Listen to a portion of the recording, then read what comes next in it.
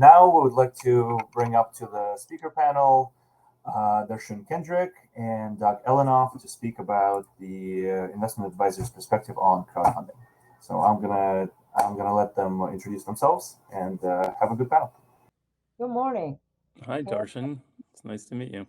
It's nice to meet you too. So I am currently here in the state of Georgia, in Lithonia, Georgia, which is about 20 miles east of Atlanta. And I'm a corporate securities attorney, have been that way for the last 13 years. I've helped companies with their legal compliance raise to the tune of $500 million. I work specifically with minority founders and female founders. And I'm also an investment advisor representative, have been for the last couple of years. I'm also a FINRA arbitrator, so I arbitrate specifically disputes between investors and issuing companies. And I am also a policymaker here in the Georgia House of Representatives, so I work closely with our securities laws and team down here in the state of Georgia. And we specifically have a crowdfunding exemption here in the state of Georgia that I'll tell a little bit about later that I think is very, very interesting. But that is me, and I'll turn it over to Doug. Well, I actually remember when you created the first intrastate crowdfunding exemption in Georgia. So it's my name is Doug Ellenoff. I've been practicing corporate securities law for 30 years. I'm involved as a partner at a law firm in New York. We're 130 lawyers, and we've been involved in a series of alternative finance programs, including the establishment of crowdfunding, SPACs, PIPEs, registered directs, ATMs, and a whole reverse mergers. And so it's a pleasure to be here today and talk with you, Dar'shun. Yeah, absolutely. You know, I tell people one of the best kept secrets here in Georgia is our Invest Georgia exemption, or IGE. We don't have a lot of people who have taken advantage of it, unfortunately, and it's been in place since 2012, right after the Jobs Act. And we actually were one of the first states to go from 1 million to 5 million. So we've been at $5 million as the cap since 2017, even before the federal government caught up to us. And so, you know, I think Georgia is doing some interesting innovation, trying to provide access to capital, which is really one of my passions. And so I'm just out here trying to get as many people as possible to realize that there's not only federal crowdfunding, but check your particular state, because there might be some interstate crowdfunding initiatives and things out there as well. But Doug, you have been practicing law a lot longer than me. So I'm always interested to learn what has been sort of the change over with the way that people are thinking about investing their money, how they're able to access capital markets. You seem to have a wealth of knowledge to just have seen that transform over the years. Well, it's always more fun to speak to newer professionals who have maybe a more enlightened point of view than some of the old timers, quite frankly, working on the crowdfunding rules with Vince Molinari, who spoke earlier, and Sherwood Neese and Sarah Hanks and all of the other early embracers of the program. What was eye-opening was to realize that even though from my perspective, inevitability and online capital formation was going to be a better way of approaching what had been friends and doing it on down disclosure was going to be a more efficient way of many more companies raising money and doing it in a way that many investors from around the country could participate in interesting deals. As Samson pointed out, I think 30,000 jobs have been created. It was controversial. It was Congress to make it law in order to force the securities regulators to permit it as a legal activity. And so it's very professionally rewarding after 5 years to see that much of the work that we had laid down in 2012 has been embraced and recognized, that the concerns voiced in particular by state regulators has not been borne out, and that there hasn't been a lot of fraud. In fact, if there had been, they would have never increased the caps from the 1 to the 5. So it's very good to see that all of the crowdfunding platforms have operated in such a responsible manner. And now that I think about it, I think the first Georgia intrastate deal was a guitar deal, if I recall. Yeah. But anyway. Yeah, Georgia, of course, you may have heard that MailChimp was one of the first companies to use Georgia's intrastate crowdfunding exemption. And of course, they went on to do a RegA, excuse me, not MailChimp, I meant Ground Floor, which is a real estate crowdfunding platform. They used IGE, and then they went on to raise 50 million under the RegA regulations. So what I really appreciate about the federal and Georgia intrastate crowdfunding exemption is trying to give as much access to private markets as possible. And I tell people all the time, as a registered investor, that a lot of millionaires, if you read books on polling millionaires, a lot of them accumulated their wealth through private markets, through investing into private businesses. Everybody thinks millionaires make their wealth in the public markets, but a lot of millionaires get the majority of their wealth from private markets. And so making sure that that's accessible to as many people as possible, particularly Black founders and female founders, it's just so vitally important to make sure as many people are able to access those markets as possible. The SEC just finished updating their rules on who's an accredited investor, which I was happy to see.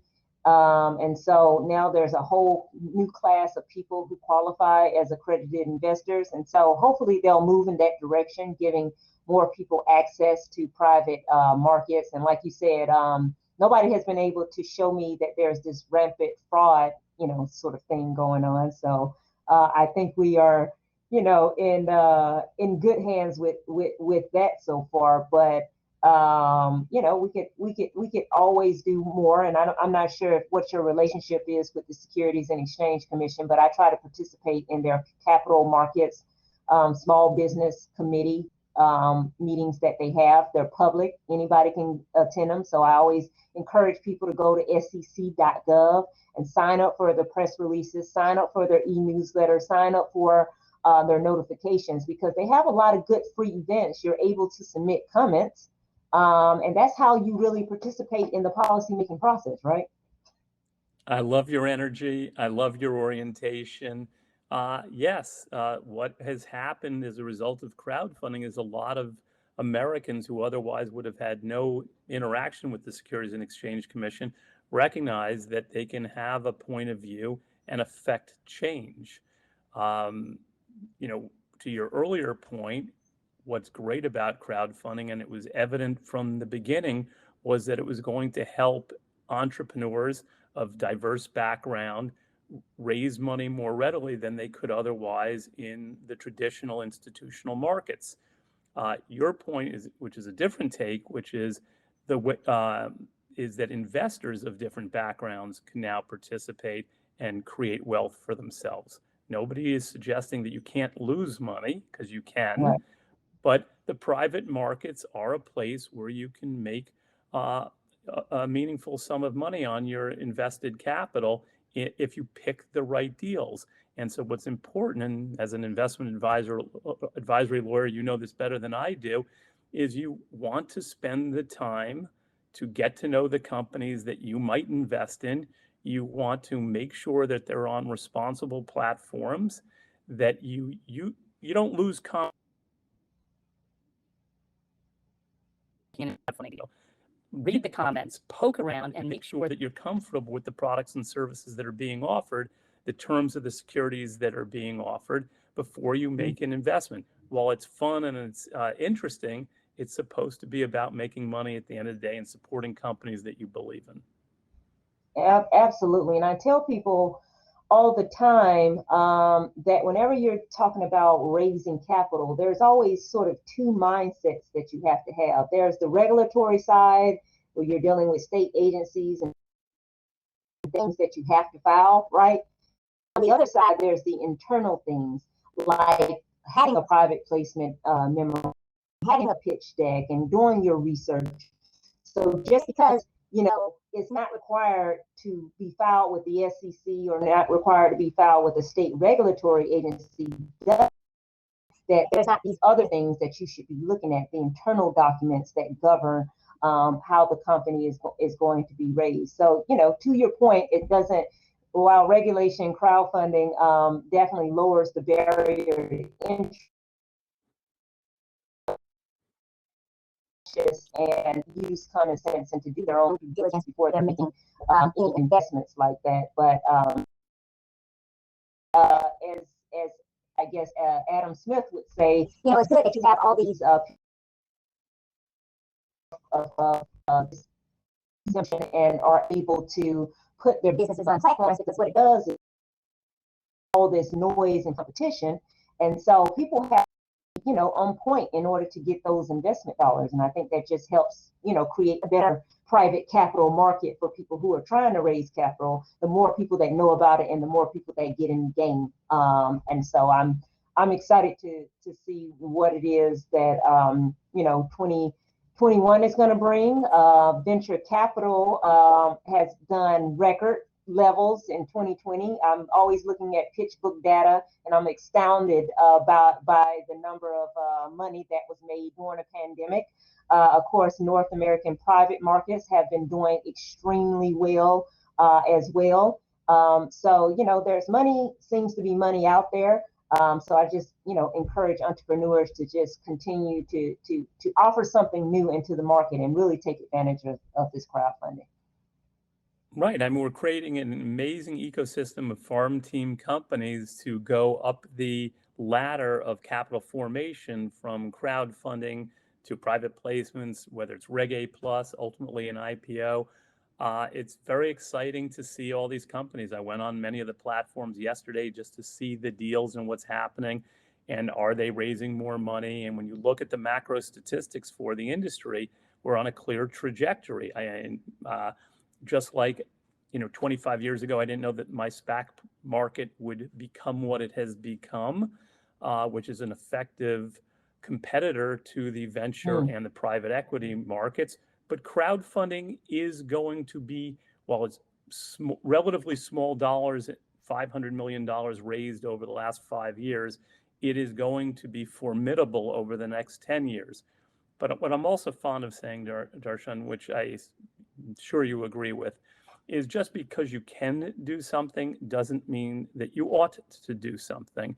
If you're an entrepreneur and you want to raise money in crowdfunding, you are taking on a societal responsibility to take in investor dollars, and you darn well ought to treat that capital as you would any family members. You have to make sure you have a clear path and visibility as to what you want your objective to be, and you will not veer off that. You may not use it for personal gain or benefit. You have the public trust in your hand, and you have to use it very responsibly, because just as supportive as the crowd can be, if you don't do it properly to the markets, because they will be ruthless with you. And that's what really has helped police it in a very effective way. And so for me, the last 5 years has just been incredible to watch.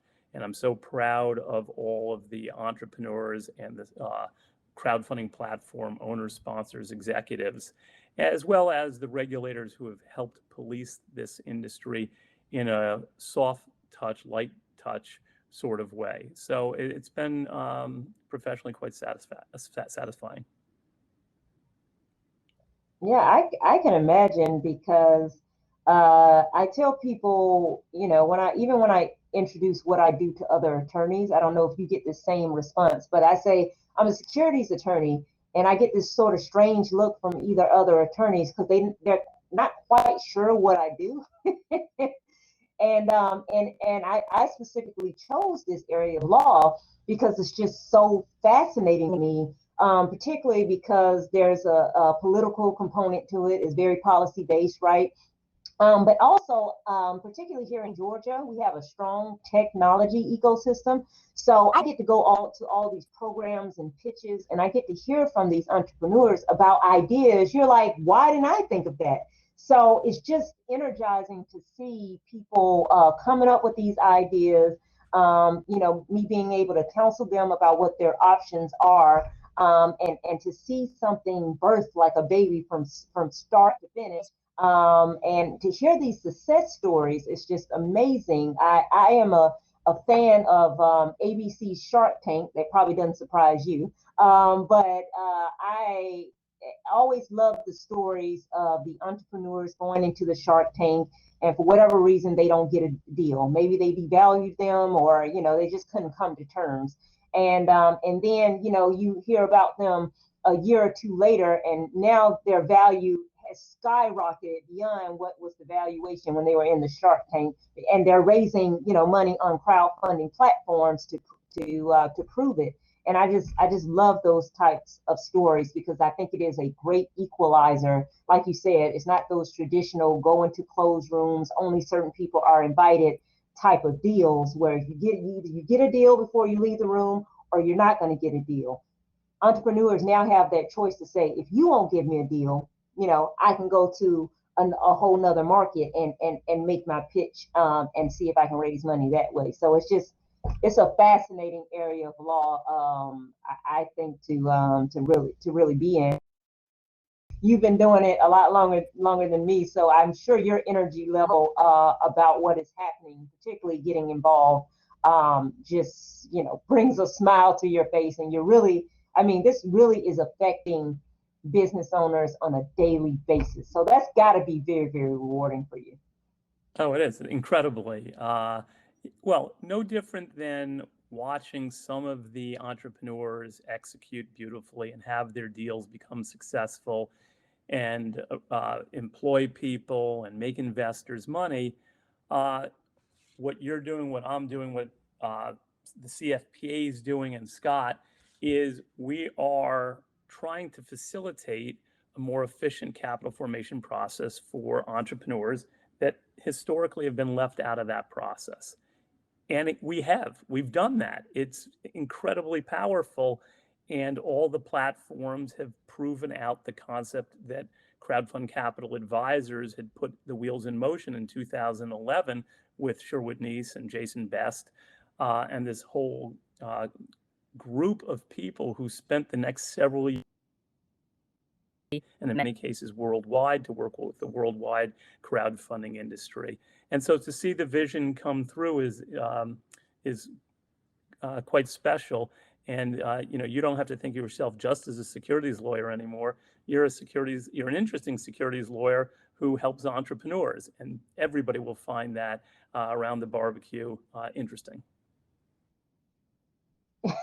Well, I will try that at my next cookout, definitely, for sure. But one of the things that I'm always interested in hearing from other people that do the type of work that I do is, what do you say to some people? You've already given me your response to people who say there's going to be rampant fraud, right? If you have this type of vehicle, there's going to be rampant fraud. What do you say to people who are worried that maybe people are going to lose their money, that grandma is going to take her whole life savings and invest it into a crowdfunding project, and she's gonna lose all her money? Because that's a lot of what I get is the SEC has been people, and it was after the Great Depression, right? We all know that, but things evolve. So do you have a standard argument you can help me with about grandma not going to lose all her savings because she invest in a crowdfunding project. I mean, of course, anybody can lose an investment. I understand that, but this notion that every grandma is going to lose their pension if they, if we create this type of platform. Yeah, I know. I appreciate you asking me the question. The truth be told, we had an answer. 2021, our views on that issue have been proved to be truthful, whereas regulatory and investor advocacy concerns were greatly exaggerated. The results are in, and that isn't the case.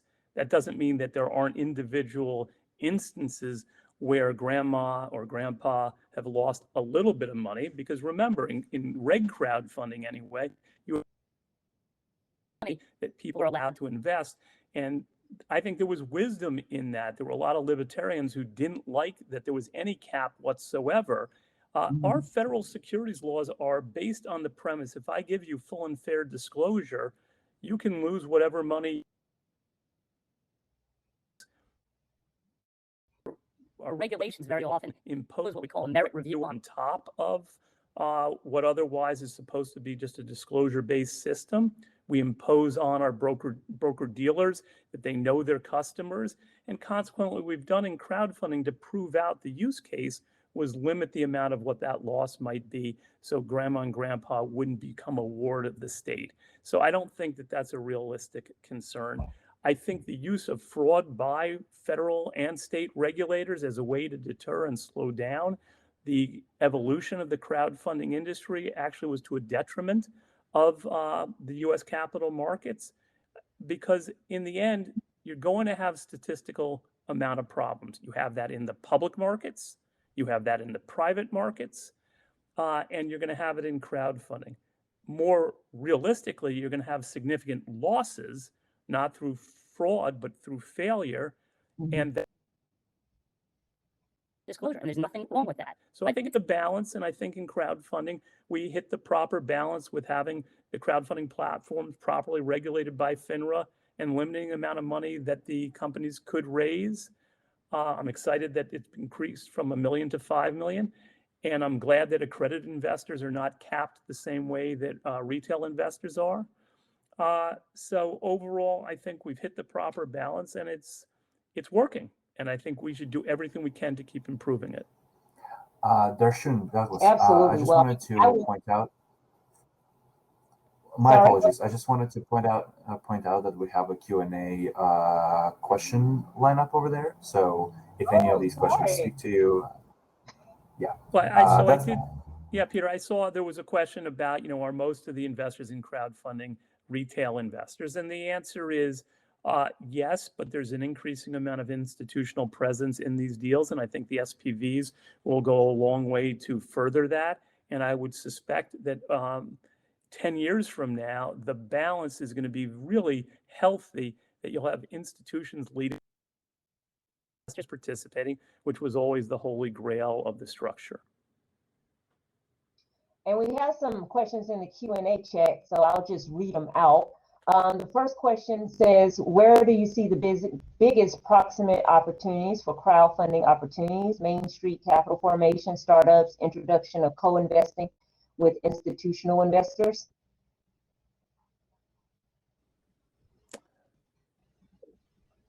I mean, I work in startups. It's always startups.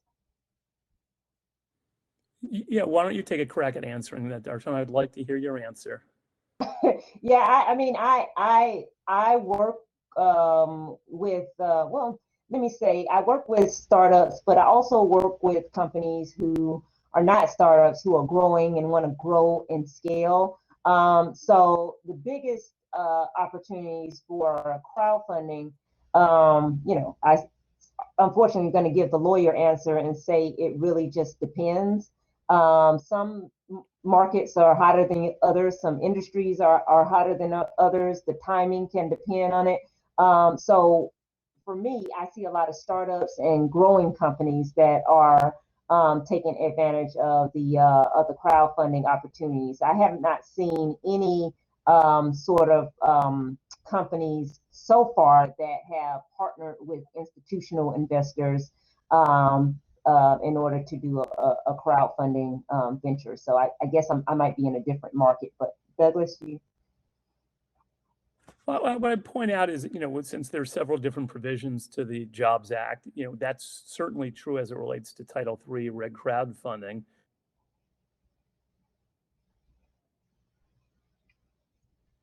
Or plus, as it were. Those, I think the jury's out as to how those exemptions will be utilized, certainly within 506C for hedge funds. It's very institutionally oriented. So it varies depending on the exemption. RegA Plus was always thought it was going to be mostly an institutional investor base. I think, it's going to end up being utilized mostly by the brokerage industry in the end as an alternative to S1s. Maybe it'll be a little bit like a mini direct listing with some institutional participation, as well as the distribution in reg crowdfunding is across all 50 states, but the highest frequency of use or the concentration is in the usual states: New York, California, Texas, I think Florida. But I think every state has had financings at this point in time. So let's see if I can find a question for you. What is your advice on investors in terms of valuing these startups, since their financial statements are not very informative? Is it the team, the industry, other? So this is a question on valuation. Do you have a point of view on that? I do. I actually have an MBA, so I work with financial documents all the time. Although I specifically went to law school to avoid finances, but here we are. And so obviously, if you are pre-revenue, what we call pre-revenue, and you don't have any financial statements, or the financial statements aren't that very much long term, you're right. A lot of it is going to depend on what type of industry you're in. Obviously, if you're a serial entrepreneur and you've already proven yourself and this is your 8th business, then obviously you're going to have more value that's going to be put into your business. But a lot of times what people will do to have sort of a starting point for the valuation of their company is they will look at the data, right?